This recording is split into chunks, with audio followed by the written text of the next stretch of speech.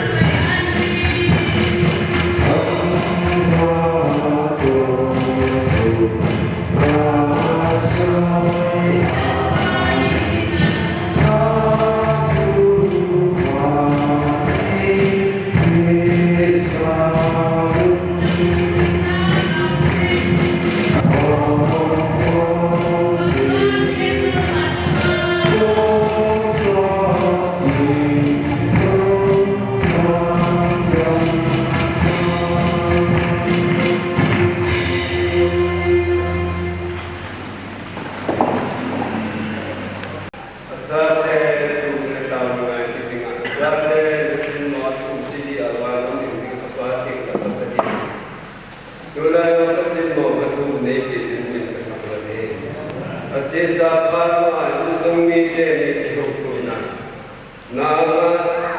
pha na ni ko ai ha lo tu ni ya ni mo pi ba ngo tu si no ti ngai na na pan pi ngai na ti na ti san nan ta ti hu na pa jing ka ka na zare ti si na ka ni ini kan pada tahun menjadi adalah untuk jadi fungsi kan fungsi itu. Church recommendation fungsi pada ini emat simpungin lagi simpung zo tinggal tinggi buku apa kau itu sebagai sesuatu nun emat simpungin lagi.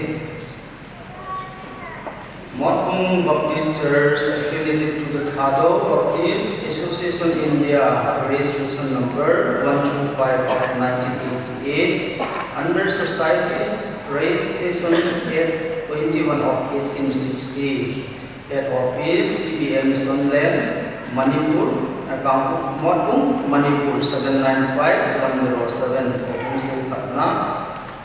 Boichong satu se pakai minat ini dan demi.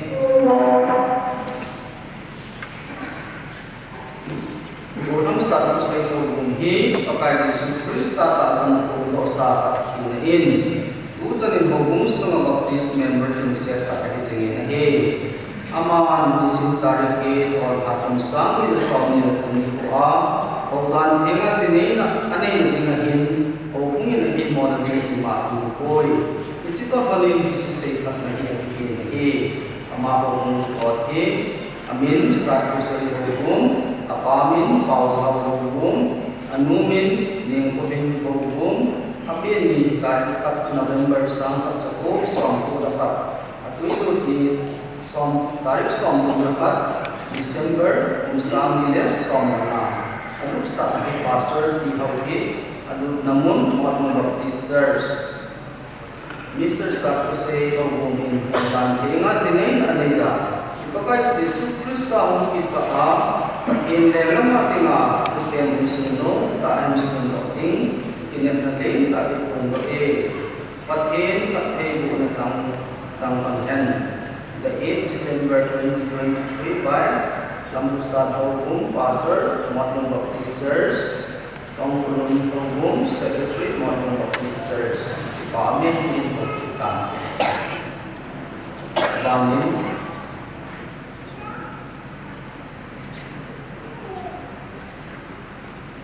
Nung ating Boichong pakai minit dan ini Motbung Baptist Church affiliated to the Thado Baptist Association India, registration number 125 of 1988. Under Societies registration at 21 of 1860, head office TBM Sunland, Motbung, Manipur 795107, Province Patna. Nung ating Boichong ibunghi, pakai Yesus Kristus tak sangkung dosa inain, tucanin hubung sama baptis member din sa pakai sini. Aman kunin misin yet or agum sami lesong ng pundikwa. Udan tengah sini ane nengahin hubungin nahin mo natin lima boy ichikotanin chisay panay ini amahong God amin kimbuay sang ilong apamin amtalo tangkuhen ilong anumin wanay lang ilong apin tarik som April sangka sabu som ko kasagi atuilo ni tarik som ko Mars kumsang som ke lalu saat pasok di Hawaii, lalu namun ini maupun research. Mengakhiri Boichong ilungin, pengganti sini dia dipakai Yesus Kristus kita. Akhirnya kemarin Kristen insung, insung doking, ini beli Pakai Boichong 8 December 2023 by Pastor Lambusan Pastor Motbung Baptist Church. Pengurus Secretary Motbung Baptist Church dipahami kita.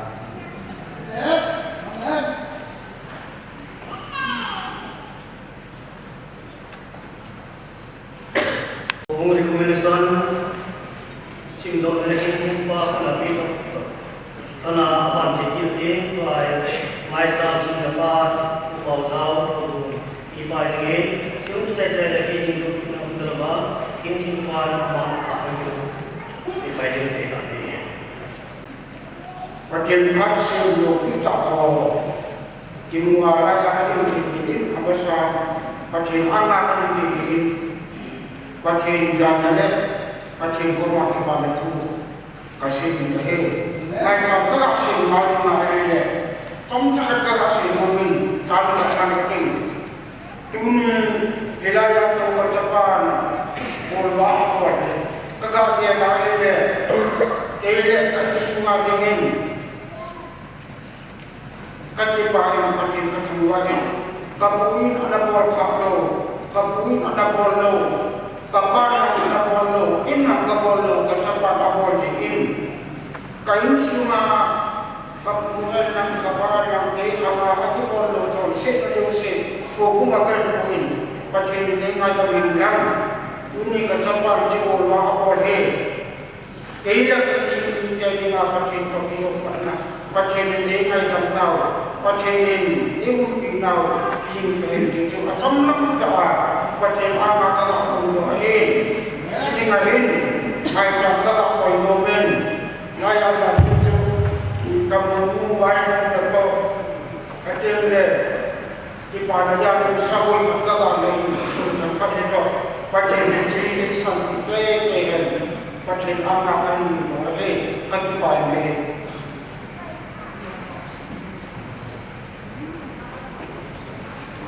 Ông không làm gì để lại họ cái trách nhiệm là xã hội là một tổng hợp để thực hiện sau sinh qua đi là anh kiểm định về là có cho sinh hoạt cái bảo vệ cái sự sinh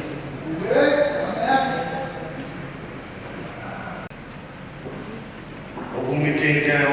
chương lệ ông có meeting theo rất gì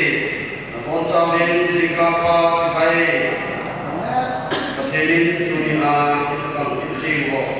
ông đó thấy đi là tôi tâm này để vì gì đến thấy in và thì thằng vậy thế là tôi đi qua bằng mình hiểu nghe là mình hiểu ngay tôi in dia tapi ane dia yang itu semua. Tuni bawa juga, bawa teminga, orang dah ciin berciin kalau pun, kita kita nak cun tuni. Kita mungkin saat ini, orang satu hin, mana cun hin, mana cun aja, dipatu sejuta orang hin. Kita kita nak cun tuni, semua paten. Ngày hôm nay là tình lệ của ta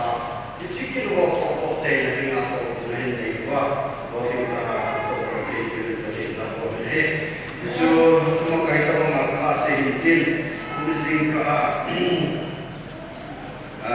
trên trung tâm của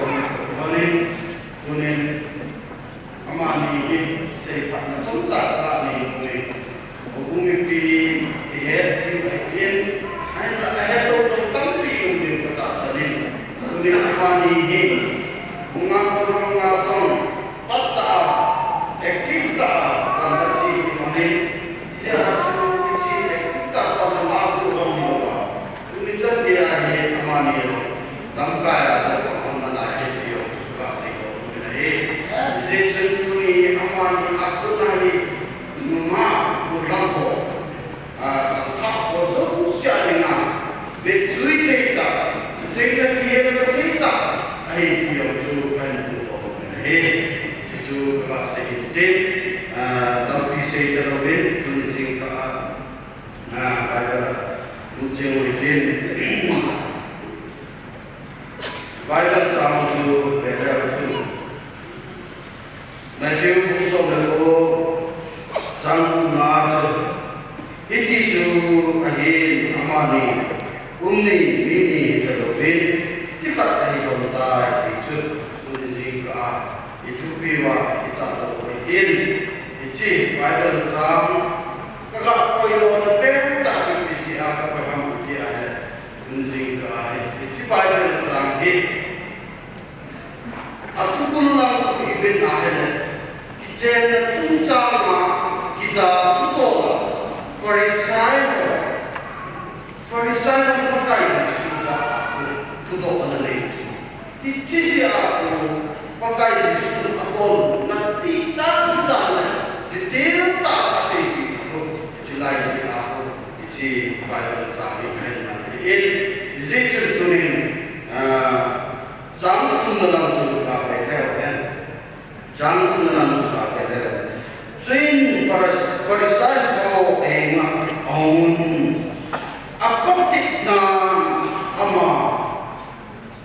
ama zizo sia imazo sia imazo sia min azi ada danai ina dia anggot na tu jilai cepat sekali ini jun Pharisee ko ini pakai isu apuna ichi ama ko ini tutak tu het nunggu ama ini Hoilai kain sekil dan hoilai tak cukup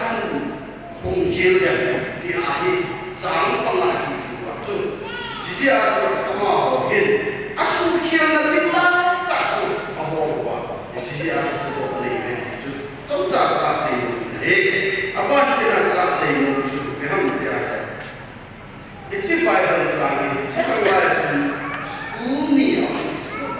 sekunia amin. Hatuai dan pillar school of hilang. Amin. Ama tasan tu, ama tasan ane itu biar tidak kecil. Jangan tasan ane itu. Mijo se pasalin numai itu. Ita penting mun disoleh. Anu pada dah. Dek pada dah. Pillar tasan begitu. Sudah kalau saya ni lepas lagi ada, ni lepas tu biasa ya samai itu, itu sekolah tu, ama tak sanjung bilang dia, ama tu, numai itu, ini kami pemosok le, absurd itu, absurd itu, bermakna sidai dan saling itu, ama tu. Ain lain cakap kasih numpet tak cukup hampian. Itulah ya, cizat ni kihirna tasan kihirna, ijen cujang kola, atasan unjuk. Tu ni aku kasih numpet tak cukup. Pharisee pun benci cuma mana dia. Tu pillar, ijen sepuluh kihirna. Tengah amal ho, amal tasan pa. Tengah amal gerpa tu. Ichi patu, Allah, ichi tunjuk tak tu pakai Yesus Kristus tu anak ini. Akhirnya cara kita sejuk yang pakai Yesus Kristus. Amaho nunggu ini aku tu bin, amat sejuk. Jangan ni dalam tu, jangan ni dalam tu, amat don boleh asyik masih tidak amaho numai pasal lah anak simsa etai itu jenis bukan campur ni kesegi cipa amat ahin itu apa ahin dia jadi apa itu lalu tak sih itu kena itu pada campur kedai itu aja jadi batin itu ini aja batin itu batin koksa mungkin suket jelas tak aja uni ini kita lebih dekat dengan dunia itu kasih kemudian jangan jauh-jauh nah ini langsung saya orang ada pakai mungkin kemudian Cam ko kasi jadi din dun tahan ni din jika itu manen manen wala le se makin jauh se pakai na jate nangai na lu se kita tak ni cara tu ni jan kita apa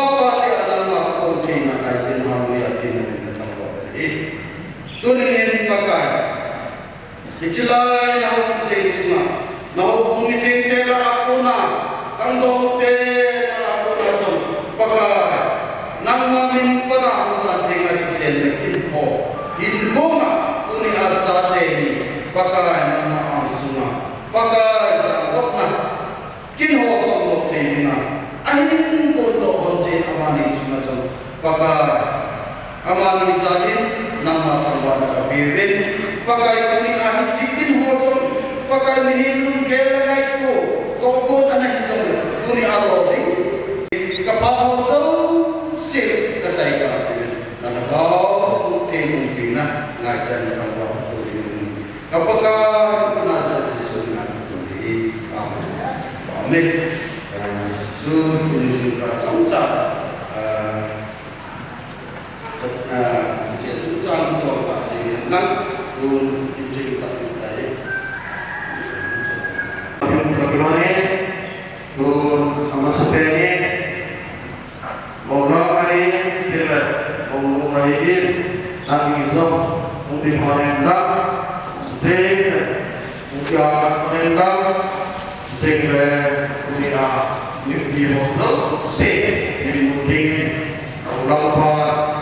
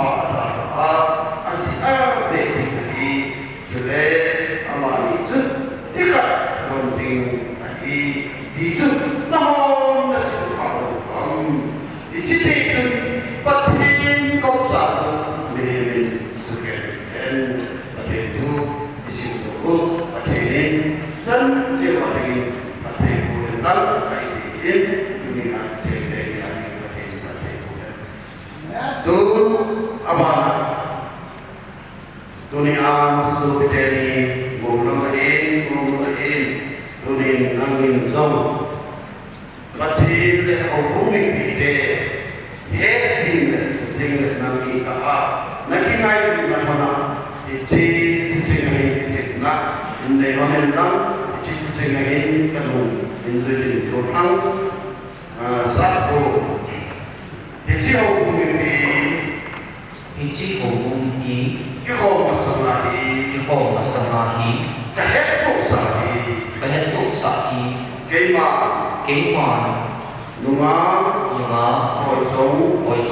Nangmahi Dunia Pat lahi hen Wangsit lahi sonde Nak lahi hen Tang lahi sonde Tina in Eken hon kasia Pati nunde duzuza Kazitinga Kala nahi Ichihi Nama cuma Kekitet nahi Amai bikin pertama oke Paling Nunga Boichong Nama Boichong Murabba Menusin mengenai masalah izin mengenai nama Boichong kemudian sejumlah dengan mengenai Nunga Boichong izin hubungi Iko masangahi Kehetu sahi Gorang Satko Keima Nangmahi Dunia pada Patlahian Wangsit na izole Natlahian Damlahi izole Tina in Eken hon kasia Patil nunde duzuza Kazitinga Kazot lahi Ichihi Nama cuma Kakitit lahi Pamen pikir date Pamen Undujun Maulahin amanin zong Hubungi bi angsu lepati angsunga amani ka akitit nahon aku mimpi tengah itu cenga kalau yang kita kelani tapi itu orang dan itu kelani dunia mungkin cari kalau kelani dunia angin zong nanti mai nanti sekarang dunia cara itu bibi nanti orang itu kan orang ini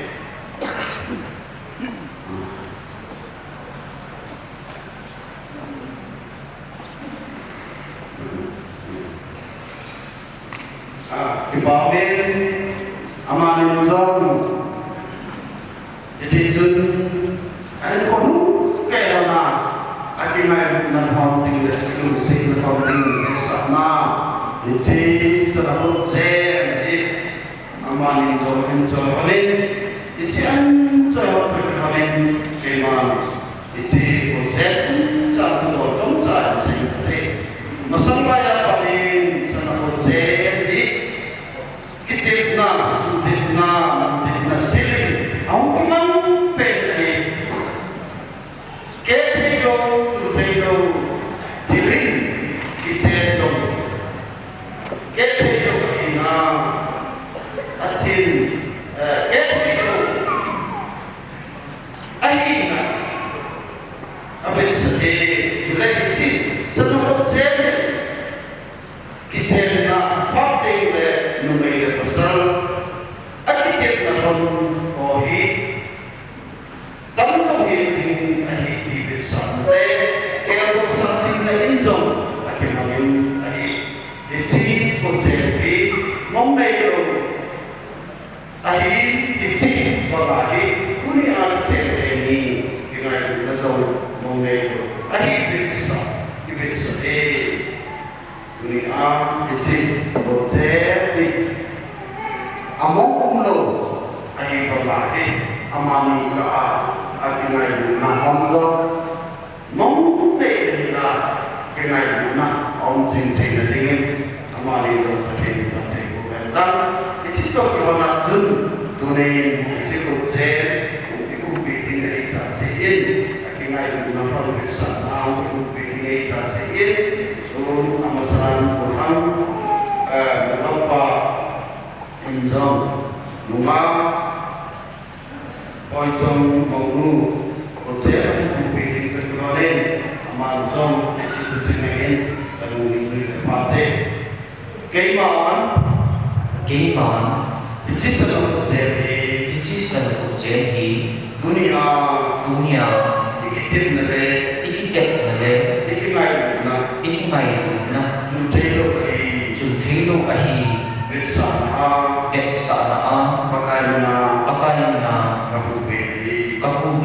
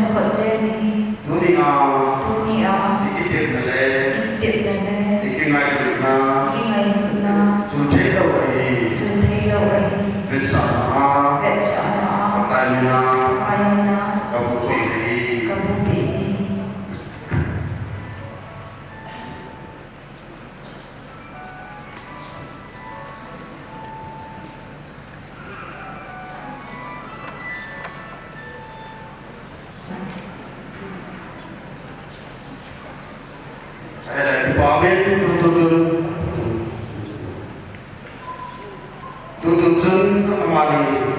kingai muna ilung sena etsing na tinga dunia oce ibu picai waktu kini tun amani zau util suhanen tin pipite zau sendo amani atingin lungil tay tauna namun tin keman zau ogin na tauna amani cengaku kuma tauna kene pipite om zaken Yusin sukerte kamu kondo na kamu kilay na timo kapaw at sunong katin pagkailan sa ate minsan-minsa pagka nangapati po na katsaluwa tunay azong ng maming lopi na sana sa ate isang sa kumang tisa tunay ang po na kay masinang pelawin pagka nang lungsin na kacan lao sa atin Yesus Kristus minsan katulad ay amen. Amen. Tingnan natin tentang dunia amali ini pada cara dan simbol kecil ijen pun Lagi musuh aku calon najun isijun patikot satu mehemen sekian adik isijun tuni patik jalok satu mehe makona sukena ulo dengan patik cipat jang makona ije tenge bin ije tak dibanding dunia kurang satu dek nunga Boichong amani hi dunia pana nunda pa ai bertai ki a kema pakai bacaku pastolam sani pa pathe chapa pathe takau the pathe bina mi pizo se na kan do ta ko pente amen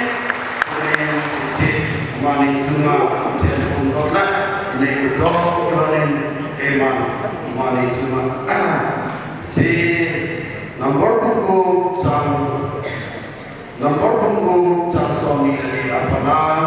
suami dari jenai mani adinga patiringa patiku bina ini nomin mempite jom dan mengutin mempite pagkasin nami patri na buhen pagkasin na cimuyun hena pagkasin na cumcang wana maiwan sarpa cingen jule ama jun nalung sijing jong nalung sijing konhen pagkasin na cumcang wana behen lang jule iti jun nangni cuma jamnak na pesinghen amen jijo kuni apatin doa kuna pada kuna mani adinga pati kuna wiental kun keman sertifikat simpuna ini kadin sertifikat kesinca caiting le mani biro na kadin caiting le keman atau caiting mani jom atau na yang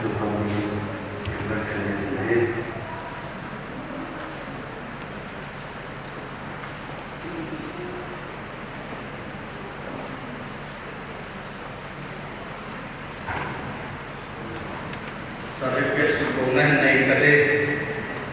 Kalau bukti certificate dia, marriage certificate. This is to certify that Mr. Satsay was born on 1st November 1991. So Mr. Boichong and Mrs. Nangkuring Togu of Motbung village, Motbung district, Manipu, and Mr. Boichong born on 10 April 1997, daughter of Mr. Lee Nakuhen Gilu and Mistress Wanayang Gilu of Motbung village, Motbung district, Manipu, where in holy matrimony in the name of the Father, of the Son, and of the Holy Spirit, on these 8 days of September. In the year of 2023, and what is served by Pastoral of South Boichong, therefore, what God has joined together, let man not separate. Paul chapter 10, verse 9. It's a certificate and receipt of the devoted to Molang Hill or Empang and the Devoted, your part at that.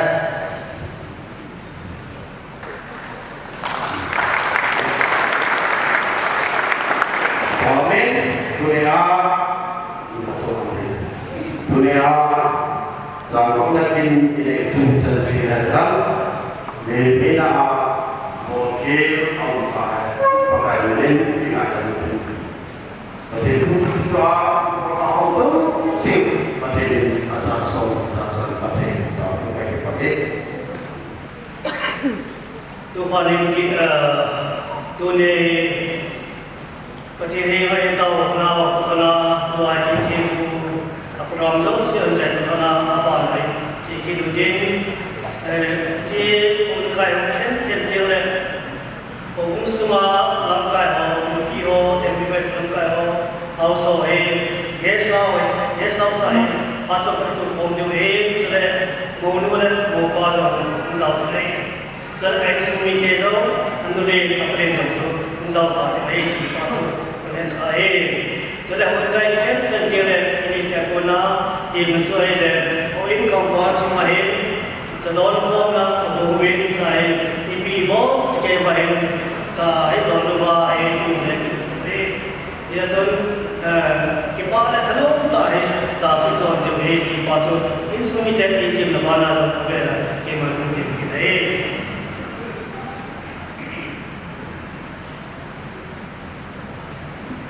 tôi khen nhiều ra những cái làm những cái gì trong này tu tu ai những cái làm những vậy cũng như là các cái sao sao problem nếu sao cái gì như vậy thì chỉ ông sai sai thế là những cái làm gì là thì bị bỏ đi những trong này thì chỉ nó phát huy những cái này thì ra chứ muốn xung quanh làm sao đâu là cái là ngày cũng có làm nếu tạo ngày thì bao giờ cái tiếng và tiếng là số cái này tôi hiện tiếng bắt hiện tiếng tao cô thằng giang thì cái này tôi đi ai mai trả bút xem rồi đó số lúc phải là đang thì riêng là số rồi bắt hiện tiếng cái tiếng tao thì mình vào trong cái cục thảo biệt cái bảo vệ không có chống giặc nó bị chúng về sẽ nó có thể bị cái tâm sa nó có thể là vô gì tôi nhớ ra tên mình giờ là cái tiếp nó hồ và cả những sẽ nó là cái cô nó giấu sẽ chạy đặt theo năm mà để quay vào các pro nó giấu sẽ rồi để biết là anh bây giờ có cái đâu cái về cái thằng đó là tên cái cô nó giấu sẽ cái tiếp nó giấu sẽ là nó phát triển được na minta ka pudo na ho sa na mapalo pina ka pudo no kaya to na mapa tinki mo rozo se minta din patte de do be ta to na ka mo ba ka to ka ho se ka sa te ni aduna in ko no ke na kin se ke kai dunna mi pi te no se aduna na patte ko ka sa na wai so pe ta min ni rozo se amai mo na sa na ni to ha chung nun ko ka jesu ni na de na ta wi amen.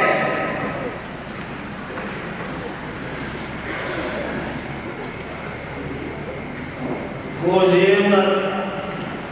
cô sẽ là đại ca nhân dâu này ông ấy còn có sai đi biểu hiện sai toàn đi vậy thì ba châu thì về là sao thế đoàn xây dựng xây hoạt động tập đoàn đều là cái sau sau cho cái này như vậy cũng sẽ làm cái họ đi họ em bị vậy sẽ làm cái họ sau xây dựng cho nên cô nuôi được đủ ba Mulai apa ni? Saya suruh dia terus dia tak tahu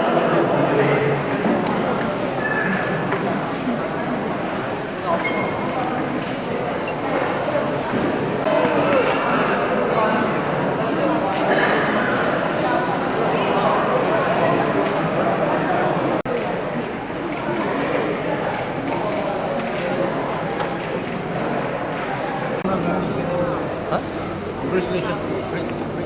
Then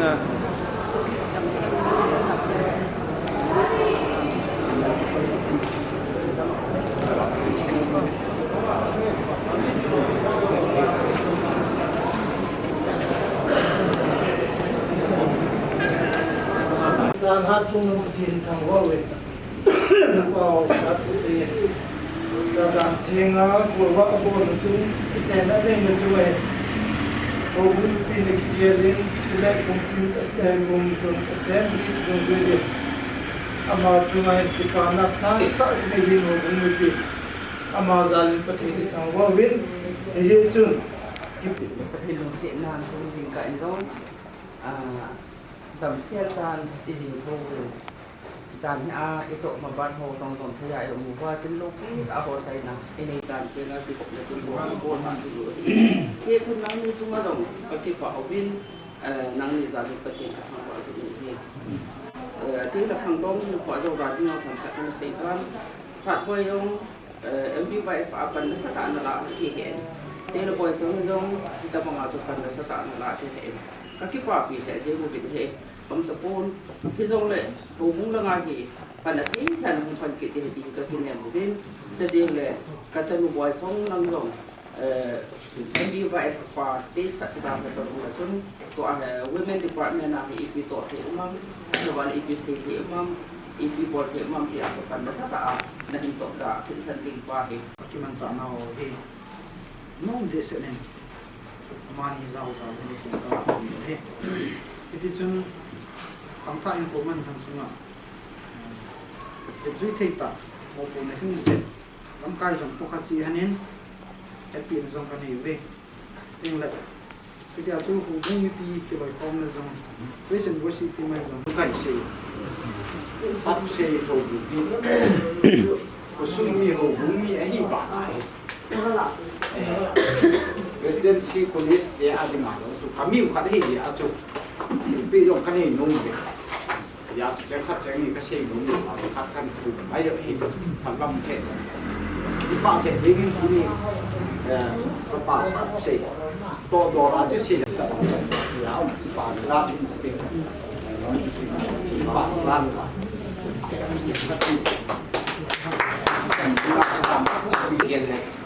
cái gì này chú chú cái